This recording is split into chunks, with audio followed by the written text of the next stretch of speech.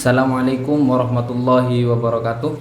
Kembali Waalaikumsalam warahmatullahi wabarakatuh. dengan kami di channel Ma'had Ali Nurul Jadid dalam segmen Bincang Fikih, yang mana dalam kesempatan kali ini kami mengangkat tema seputar ibadah haji karena sudah hampir-hampir mendekati kepada ibadah haji tentunya. Bagi teman-teman yang mempunyai problem tentang seputar keagamaan, silahkan komen di kolom komentar dalam video kali ini, teman. Insya Allah kami akan merespon di lain waktu. Dalam kesempatan kali ini kami mengundang langsung Ustadz Muhammad Barzan Ahmadi. Beliau merupakan Rais Syuriah MWCNU Paiton. Juga beliau merupakan Ketua Komisi Dakwah MUI Kabupaten Probolinggo. Mungkin kita sapa langsung bintang tamu kita, Ustadz Muhammad Barzan Ahmadi. Selamat malam, Ustadz. Selamat malam. Assalamualaikum warahmatullahi wabarakatuh. Waalaikumsalam warahmatullahi wabarakatuh. Ada pepatah mengatakan, tak kenal maka tak sayang. Oleh karena itu, mari kita kenalan langsung kepada Ustadz Ahmadi secara lebih dekat tentunya. Mungkin kepada Ustadz Ahmadi untuk berkenalan kepada para pemirsa yang belum mengetahui siapa itu Ustadz Ahmadi. Ustadz Muhammad Barzan Ahmadi. Assalamualaikum warahmatullahi wabarakatuh. Waalaikumsalam warahmatullahi wabarakatuh. Pertama, saya ucapkan terima kasih dari Haturi diundang dalam program kegiatan ini, Bincang Fikih. Bincang Fikih, yang sekarang mengambil tema persoalan terkait dengan haji. Tentu saya Al-Fakir menyembadani, menyanggupi takriman wa ta'ziman saja kepada ini lembaga Gang Al-Amiri Ma'had Ali ya, Pondok Pesantren Nurul Jadid, walaupun kami tidak terlalu ahli tentang hal itu. Tentu nama saya Haji Muhammad Barzan Ahmadi. Saya alumni Nurul Jadid dari Nurul Jadid. Ya, dari Sanawiyah, Aliyah sampai di perguruan tinggi Fakultas Syariah IAI Nurul Jadid waktu itu, dan S2-nya di Jombang,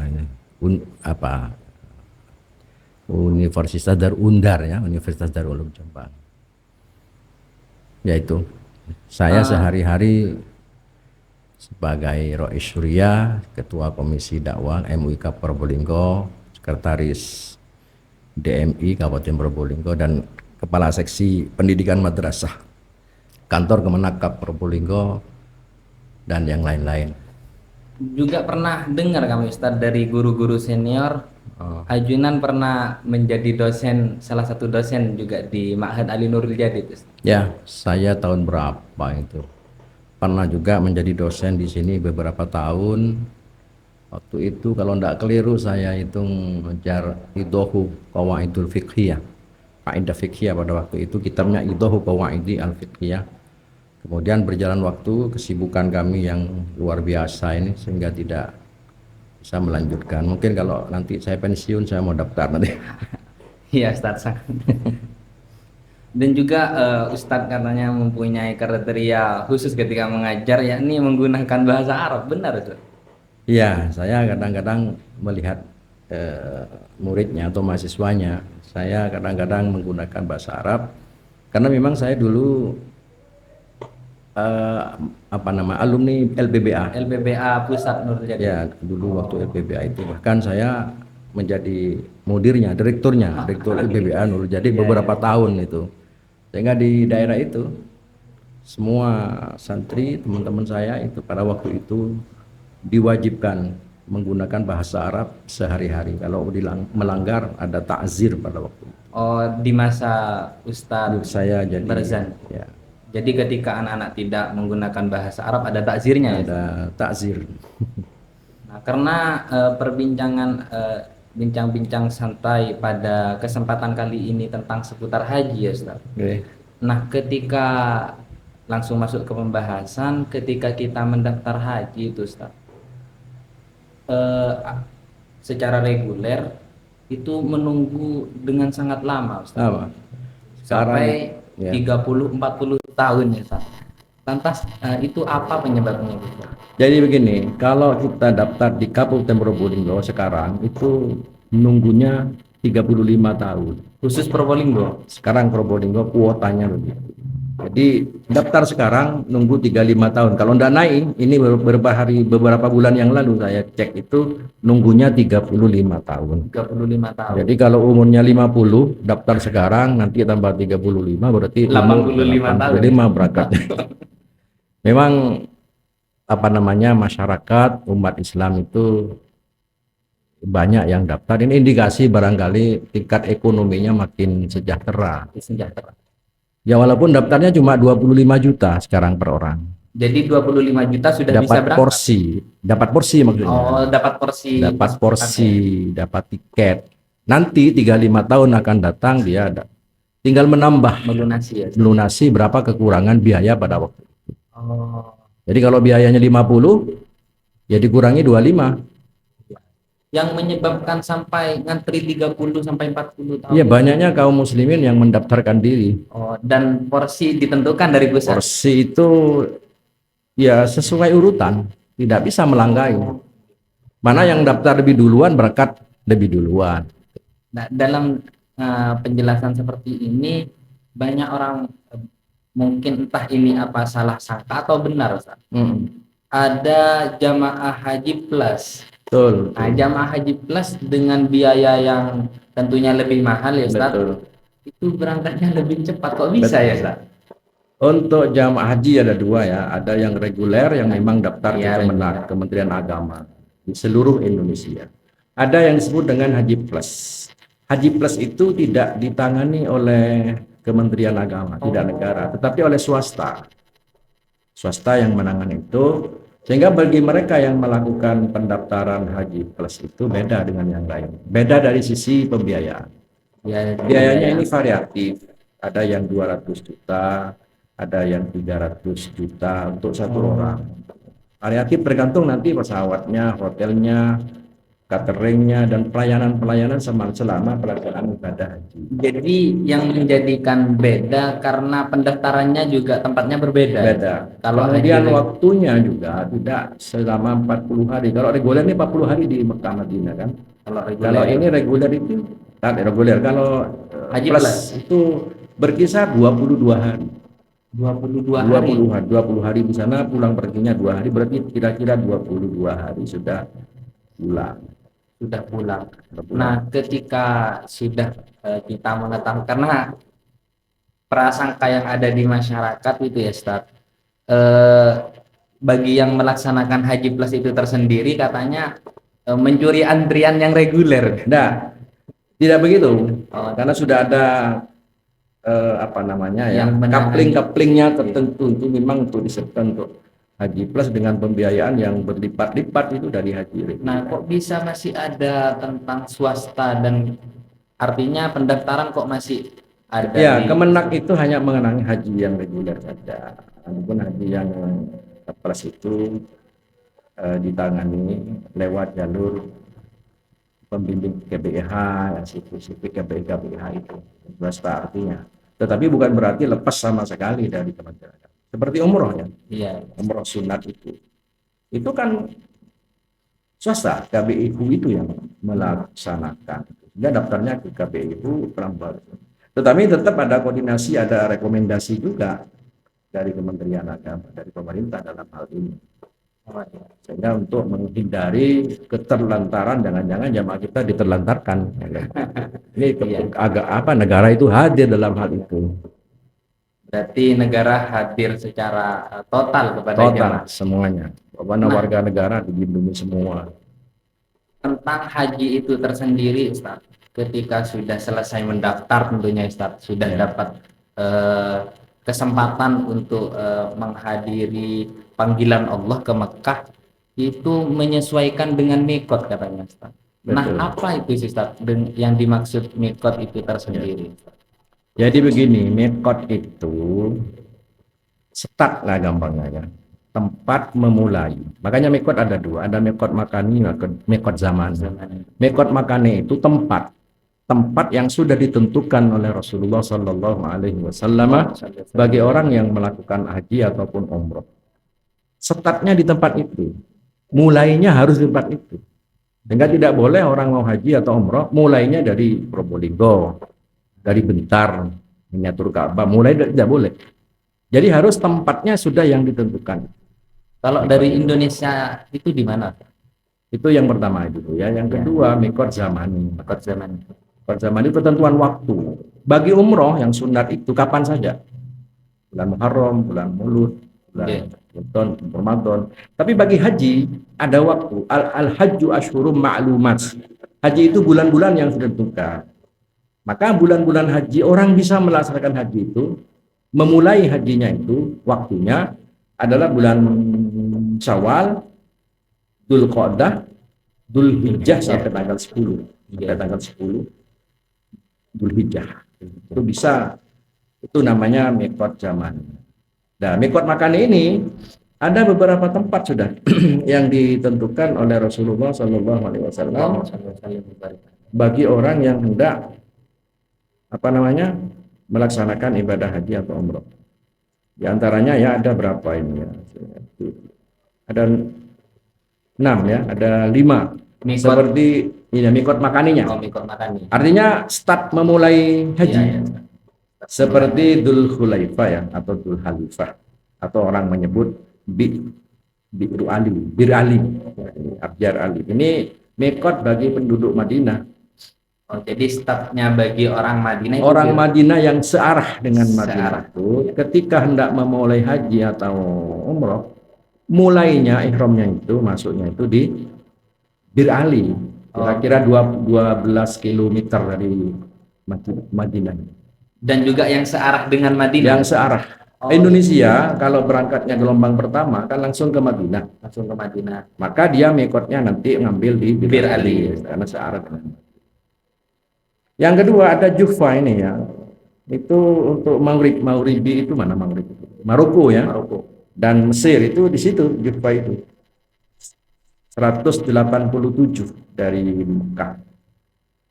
Itu Konur Manazil, itu Najd, orang-orang Najd itu mikotnya dari Konur Manazil. Yalamlam itu kira-kira 92 km ya ke Masjidil Haram ke Mekah. Itu mikotnya bagi orang Yaman dan yang searah dengan Yaman. Kemudian Datu Irkin itu mikotnya orang-orang Irak. Itu tempat-tempat yang sudah ditentukan oleh Rasulullah Shallallahu Alaihi Wasallam bagi siapa yang akan melaksanakan ibadah haji atau itu bagi yang gelombang pertama kan langsung ke Madinah ya, Ustaz? gelombang pertama langsung ke Madinah Lewat berhentinya atau startnya di Bir Ali. Bir Ali lah. Kalau di gelombang kedua nanti Ustaz? Kalau gelombang kedua jamaah haji itu dari Indonesia langsung ke Jeddah. Jeddah ya. Jeddah itu menjadi mikotnya kemudian. Ada sebetulnya itu searah dengan Yalamlam ya. Yalamlam itu. Tapi menurut beberapa pendapat seperti pendapatnya Imam Ibnu Hajar dalam kitab apa itu ya? Itu dikatakan ya artinya boleh mengambil mengambil di dalam kitab itu diterangkan ada I'anatul Talibin ya Hamish I'anatul Talibin bisa dicek nanti 302 itu halaman 302 begini wala yajuzu ta'khiru ihramihi ilal wusul ilal Jeddah. Tidak boleh mengakhirkan mikot itu sampai ke Jeddah. Artinya harus di Yalamlam sebelum Jeddah berarti. Sebelum Jeddah Yalamlam. Khilafan lima aftabihi syekhuna min jawazi ta'khirihi ilaiha wa 'allala bi anna masafataha ila Makkah kama masafati Yalamlam ilaiha. Ini dalam kitab I'anatul Talibin dikatakan itu tidak boleh mengakhirkan mikot itu ya kecuali pada tempatnya sampai ke Jeddah. Tapi menurut Imam Ibnu Hajar itu membolehkan. Membolehkan. Dan banyak ulama-ulama yang lain juga membolehkan hal itu. Artinya ikhtilaf. Ya, Jadi perbedaan pendapat antara dua ulama. ya, ada pendapat yang tidak membolehkan, ada pendapat yang membolehkan. Aha. Kebanyakan orang Indonesia itu mengambil dari Jeddah. Tetapi bukan semuanya, ada juga yang melakukan ihram mulai hajinya itu atau umrohnya itu dari Yalamlam. Berarti di atas pesawat. Makanya kru pesawat itu akan memberitahukan para jamaah haji sekarang kita melintasi Yalamlam. Silahkan yang mau ihram. Oh, berniat jadi. Ya, di situ niat sudah labbaik Allahumma umratan atau labbaik Allahumma hajjan, pakaian ihram dulu. Di situ sudah mulainya ihramnya dan berlaku larangan-larangan ihram di atas pesawat ketika melintasi Ketika melintasi atas Yalamlam. Yalamlam. Karena Yalamlam itu mikotnya orang Indonesia yang searah dengan Yalamlam. Apakah ada niat khusus ketika kita sudah nyampai di start? Tidak ada. Niatnya cuma saya niat melaksanakan haji. Jadi ibaratnya itu istilahnya labbaik Allahumma umratan atau nawaitul umrata wa ahramtu biha lillah. Nah, Ustaz sendiri kalau boleh tahu ya, Ustaz, berapa kali sudah nyampai ke Saya alhamdulillah saya tahun 2010 haji sama keluarga, haji mana pribadi saya sendiri. Tahun 2012 saya jadi petugas sebagai ketua kloter. Oh, jadi pernah jadi petugas ya? Tahun 2012 jadi petugas ketua kloter di Jawa Timur atau di Probolinggo. Kemudian 2016 yang kedua itu jadi pembimbing ibadah haji. Juga ikut ke Mekah 2 kali. Nah, lantas ketika pesawatnya tersebut tidak lewat di atas Yalamlam atau tidak lewat di mikot-mikot yang sudah ditentukan di dalam kitab Nas, bagaimana itu, Ustaz? Jadi mikot itu harus mengikut tentuan. Kalau orang Indonesia langsung ke Jeddah kan ada mestinya kan mikotnya di Yalamlam. Tapi banyak ulama termasuk Imam Ibnu Hajar itu membolehkan tidak di Yalamlam pun tidak apa-apa, tapi di Bandara King Abdul Aziz karena sama jaraknya antara Yalamlam dengan Haram. Bandara dengan Masjidil Haram itu jaraknya sama.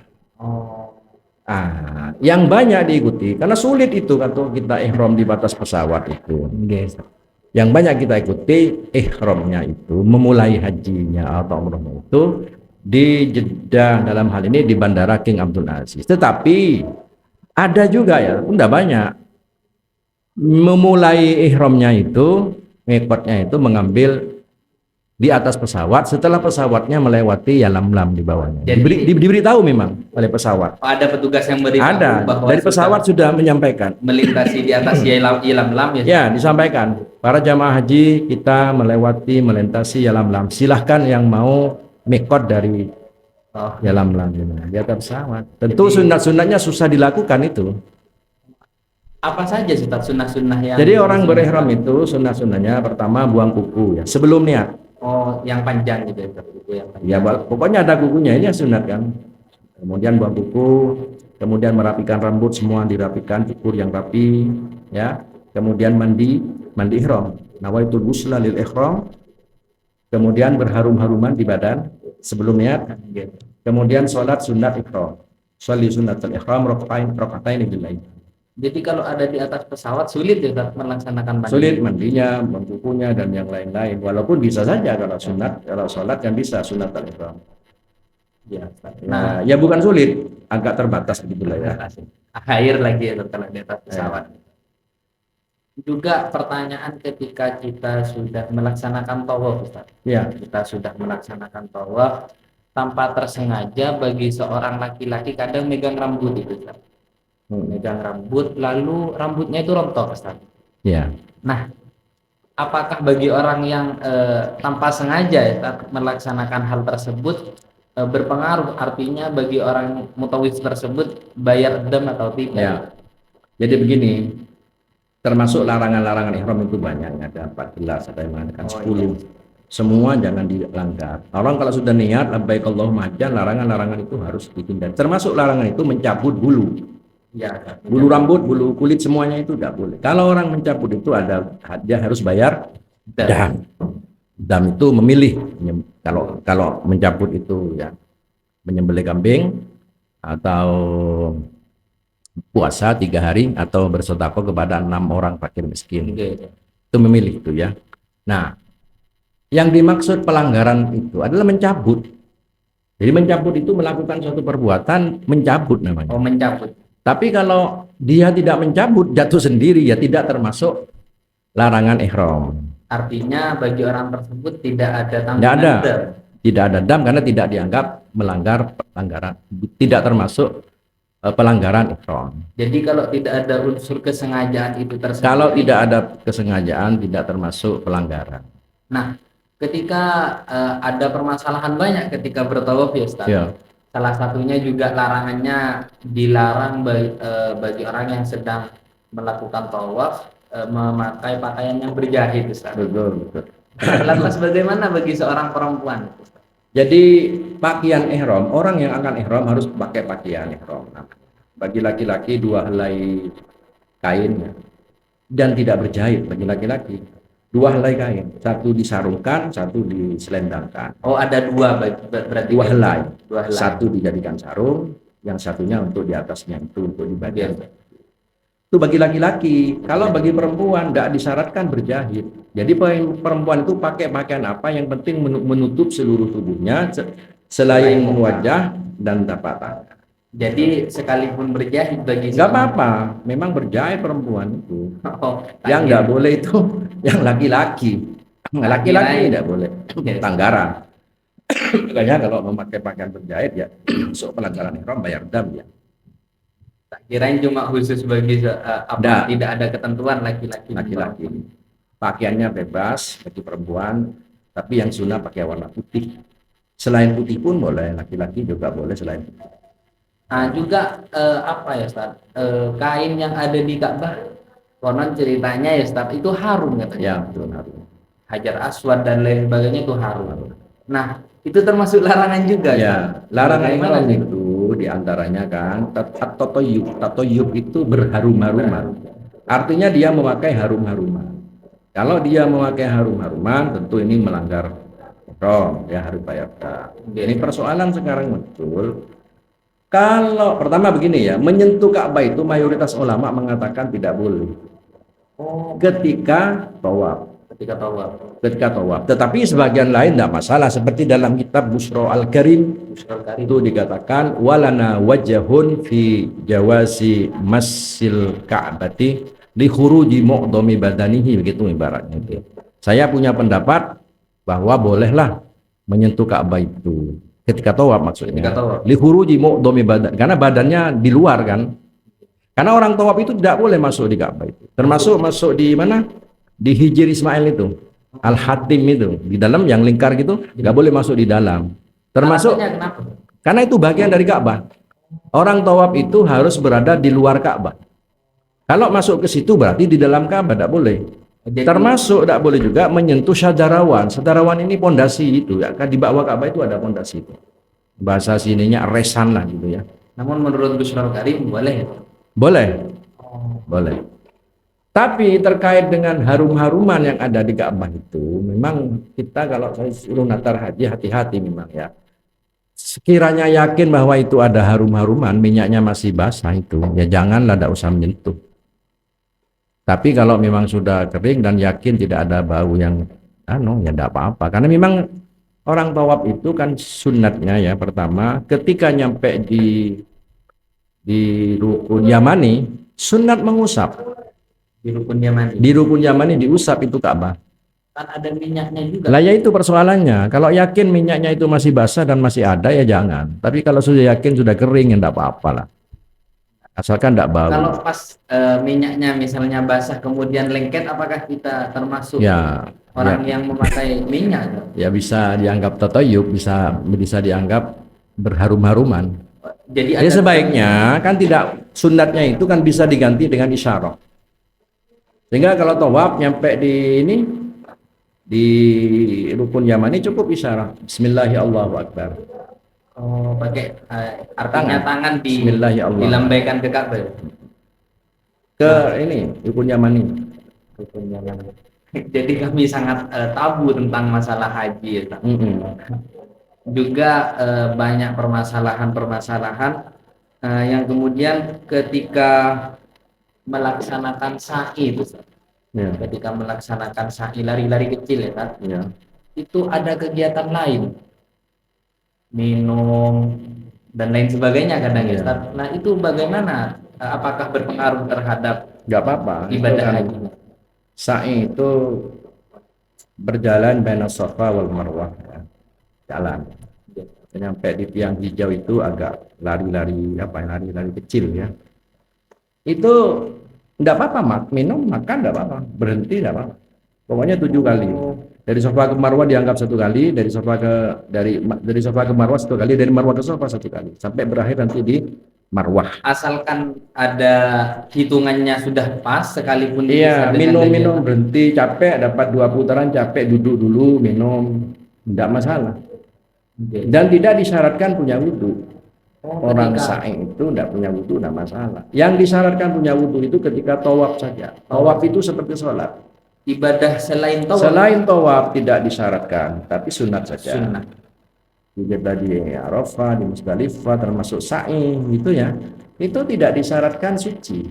Dalam keadaan tidak suci pun boleh Melaksanakan ibadah melaksanakan selain tawaf ya, Ustaz. selain tawaf. Tawaf itu syaratnya harus apa namanya? Suci dari hadas. Suci dari hadas. Tapi kalau minum peka intinya haus tidak apa-apa. Kemudian kemarin banyak scroll TikTok kami Ustaz, tentang masalah haji itu Ustaz. Ternyata dalam tawaf sa'i itu makanya Ustaz, memakai skuter listrik. Ya, Itu berjalannya ketika kita sa'i ataupun tawaf merupakan hal wajib atau bagaimana? jadi begini, Rasulullah Shallallahu Alaihi Wasallam dulu ketika tawaf pernah menaiki onta. Rasulullah tawaf pakai unta. Ini banyak apa manfaat hukum dipetik dari Rasulullah melakukan tawaf itu menggunakan unta. Sehingga boleh menggunakan skuter listrik, mobil listrik itu memang disiapkan di sana itu. Di lantai 2 pada lantai 3 itu ada. Bagi orang yang mau tawaf atau sa'i menggunakan skuter itu. Jadi hukumnya tidak wajib berjalan ya Ustaz? Ya wajib mengintari. Mengintari itu dengan yang sunat tentu dengan kaki telanjang. Tetapi boleh andaikan menggunakan apa namanya itu skuter itu. Nah itu Ya boleh. gratis atau Bayar. Oh, tetap bayar ya Ustaz? Ada bayar berapa rial gitu ya. Iya. Itu Tak bayar. kira- tak Tapi kirain. kalau pakai roda, orang-orang sepuh pakai roda disurung sama anaknya atau keluarganya, disiapkan di sana, enggak usah bayar, Oh, pinjam. kalau pakai kursi roda. Ada disiapkan. Oke. Pakai kursi roda. Nyuruh orang juga enggak apa-apa, ngupah sama orang. Oh, nah itu juga ketika badal haji ya Ustaz, badal haji, kemudian kebanyakan orang dijadikan bisnis Ustaz, nyari orang-orang yang tua itu Ustaz. Jadi begini, badal haji itu orang itu tidak bisa naik haji, gitu ya. Apa sudah meninggal umpamanya, maka keluarganya itu boleh menghajikan. Oh iya. Saya pada tahun 2012 itu niat saya haji, kan saya sudah haji kan. Oke Ustaz. 2011 itu saya niat menghajikan orang tua. Oh. Jadi saya menghajikan orang tua. Ya orang tua saya Pas badalkan. waktu itu orang tua ajinan Sudah masih- meninggal. Oh, sudah meninggal. Dan belum haji. Dan saya sudah haji. Syaratnya penerima badal itu dia sudah haji ya. Sudah haji. Dia menerima badal orang. Jadi kita nyampaikan, ya fulan saya minta tolong hajikan ibu saya ini. Ini saya kasih uang kamu 5 juta. Kalau dulu 5 juta mungkin sekarang 10 juta atau 7 Iya. juta. Jadi Ya, saya siap ambil uangnya. Lalu dia wajib melaksanakan haji. Tapi niatnya itu untuk lifulan gitu. oh, oke. Jadi tanggungan haji bagi diri sendiri tidak tercapai, tapi tanggungan haji yang Bagi yang mewakilkan, mewakilkan- membadalkannya. Iya, Tapi ini konsekuensinya dia harus amanah kan? aman. Dia harus melaksanakan haji betul. Karena bisa saja ada haji dia.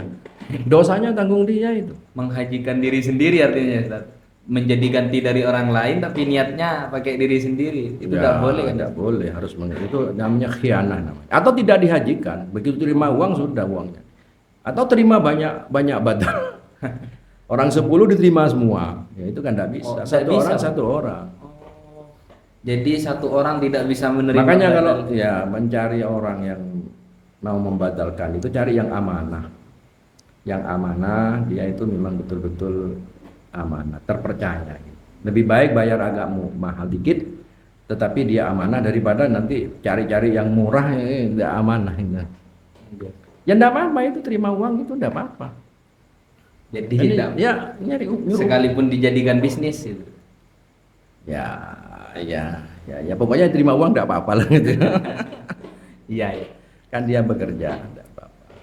Nah, kan bagi kaum laki-laki itu ya Ustaz, sangat mudah sekali eh, keadaannya ketika dia hadas besar langsung mandi bisa. Mandi.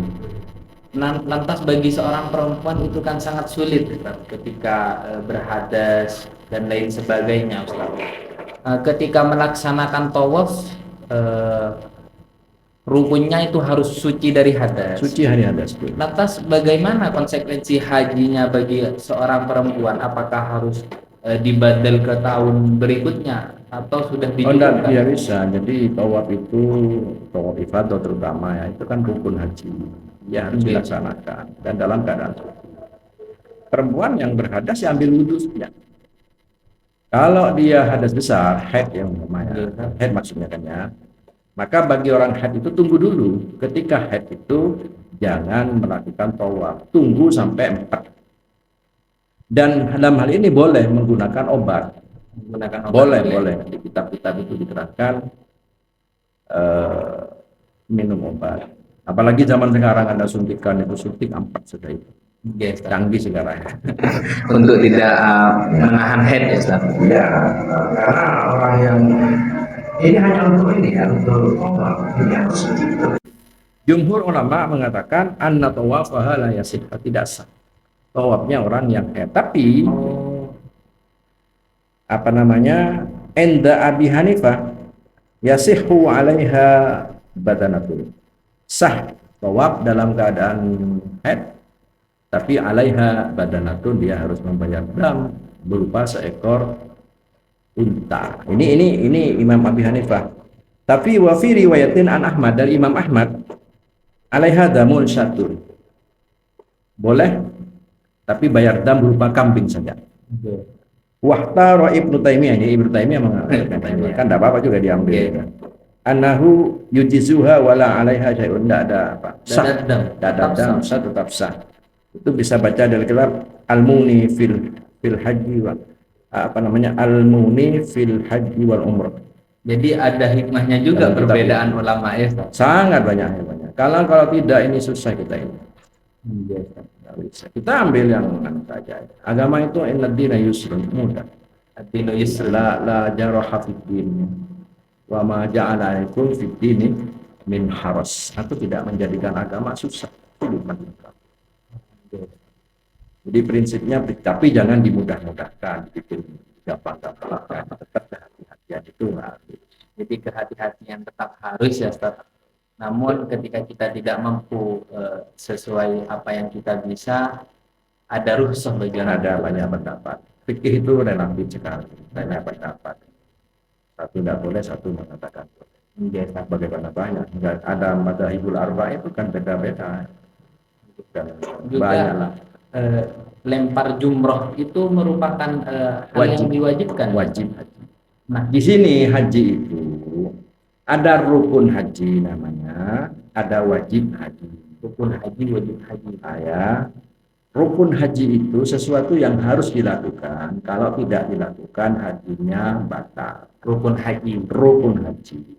Ada wajib haji. Wajib haji ini harus dilakukan, tapi andaikan tidak dilakukan, sah tapi bayar dam. Oh, jadi pekerjaan haji terbagi menjadi dua, Ustaz. Ada Ya. rukun haji, ada wajib haji. Ya. Kalau rukun Tidak dilaksanakan batal, batal, maka kalau wajib haji cukup membayar dam. tidak dilaksanakan boleh tapi Boleh bayar. tidak Nah, yang pakai apa membayar dam ya Ustaz? ya. Seperti mabit di Muzdalifah, melontar jumroh itu wajib haji. Wajib haji. Boleh tidak dilaksanakan tapi dia bayar dam. Apa sih Ustaz faidah ketika kita melempar jumroh? Sebetulnya kita haji itu mengikuti Rasulullah. Kata Rasulullah itu, "Khudzu anni manasikakum." Ikuti aku dalam kamu melaksanakan ibadah haji. Ambillah apa yang datang dariku ketika kalian melaksanakan ibadah atau manasik haji. Semuanya sudah diajarkan oleh Rasulullah. Ya termasuk melempar jumroh. Mengapa kita melakukan jumroh? Yang pertama karena ikut Rasulullah. Rasulullah begitu. Tapi kalau dicari makna filosofinya kan ketika itu terjadi pada masa Ibrahim alaihissalam, diperintah untuk menyembelih putranya Nabi Ismail itu kecil pada waktu itu. Ketika Nabi akan melaksanakan penyembelihan itu digoda oleh setan. Digoda oleh setan, tapi Ibrahim dengan keimanan yang kuat dan mantap, tidak tergombing, tidak tergoyang oleh rayuan setan. Itu akhirnya justru setannya itu dilempar di situ. Ke setan di situ di Mina itu lempar setan dan seterusnya. Akhirnya apa? Napak tilas dari itu kemudian disyariatkanlah yang namanya jumroh Aqabah ul Wusta. Berapa lemparan Ustaz yang harus dilempar? Masing-masing itu. Baik. Kalau jumroh Aqabah itu tanggal 10 Dzulhijjah ya. Tanggal 10 Dzulhijjah itu melempar jumroh Aqabah saja, 7 kali lempar. Tanggal 10. Tanggal 10. Besoknya tanggal 11, 12, 13 itu yang dilempar 3, jumroh ula, wusta, Aqabah, masing-masing 7. Tanggal 11, 12 dan 13. Karena mengikuti baginda Nabi. Ya, Rasulullah mengajarkan seperti itu. Tahun ini Ustaz tidak berangkat lagi. Nah, tidak daftar saya. Teman-teman saya sudah gantian lah, saya sudah 2 kali jadi petugas. Ya, Ustaz. Cuma saya membimbing dari tempat ke tempat itu, kemarin saya berapa tempat itu saya di antara menjadi yang tahun sekarang ya, tiap tahun saya menjadi pembimbing ibadah haji di Kabupaten Probolinggo. Baru selesai saya tahu ya Ustaz, apa sih hal-hal yang sulit ketika kita melaksanakan haji yang dilaksanakan di sana atau sebelum berangkat? Nggak ada yang sulit, uangnya saja orang sulit. Bayar. Iya. Yang enggak sekarang itu sudah dipermudah semua. Jumroh Aqabah lebar gitu kan, sudah diatur sedemikian rupa, tidak ada desak-desaan di jumroh itu Wusta Aqabah itu. Di mana di Arafah, wukuf di Arafah sekarang diatur, mobilisasinya diatur sedemikian rupa. Jadi tidak ada yang sudah dipermudah semua. Dipermudah, dipergampang semua oleh kerajaan Saudi pelaksanaan haji itu. Mungkin hal-hal yang disunnahkan atau amalan-amalan yang sangat mujarrab, dan ini merupakan pertanyaan penutup pada kesempatan kali ini ya Ustaz. Yang sangat mujarrab, yang sangat mudah diamalkan bagi orang-orang yang sedang berhaji pada bulan-bulan 1 bulan ke depan ini Ustaz. Jadi pertama niat yang penting ya. Alam Al-Quran itu Allah berfirman, a'udzubillahi minasyaitonir rajim, walillahi 'alan nasi hijjul baiti man istata'a ilaihi sabila. Di situ Allah menegas walillah dulu. Ini pertama. Walillah hanya untuk Allah. Itu taruh di pertama. Kemudian 'alan nas wajib atas manusia hijjul baiti haji ke Baitullah. Man istata'a ilaihi sabila bagi yang mampu. Yang ditekankan pertama kali ini 'alan nas, tidak walillah. Jadi karena untuk Allah. Jadi kita haji itu semata-mata mengharap ridho Allah, bukan untuk ingin dipuja, bukan ingin untuk rekreasi, bukan untuk ingin status sosialnya biar naik jadi dipanggil Pak Haji dan seterusnya. Banyak film-film itu ya, kalau dipanggil Haji dan lain-lain. Makanya dia harus menekankan lillahnya ini, dan ini harus diperjuangkan dan diingatkan. Jangan ada tujuan-tujuan selain dari mengharap ridhonya.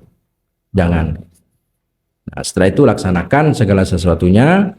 Pembiaya dana yang digunakan dana yang halal dan seterusnya, laksanakan sudah, yaitu ketentuan-ketentuan. Amalan-amalan mungkin Ustadz yang sangat mudah. Banyak para kiai kita memberikan amalan itu, yang diantaranya banyak membaca salawat.